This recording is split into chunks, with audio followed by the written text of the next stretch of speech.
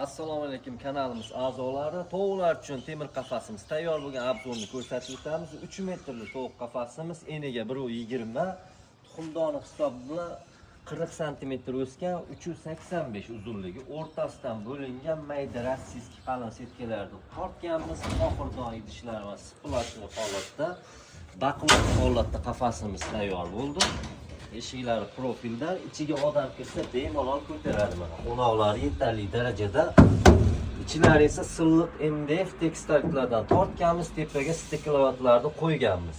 Qafasimiz 30 nafar tovuq uchun mo'ljallangan, ko'proq ham sig'adi. Xudo xolisa qafasimiz bag'riki.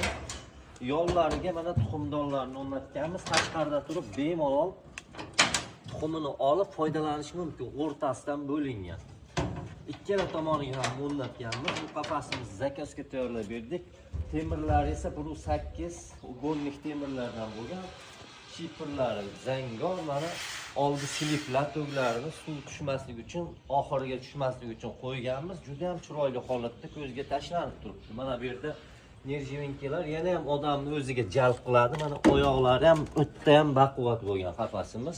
Kimga shunday xizmatlarimiz kerak bo'lsa, nomerlarimizni qoldiramiz. Bemalol murojaat qilib bizga aloqaga chiqishlaring mumkin. Rahmat, hammaga salomat bo'linglar.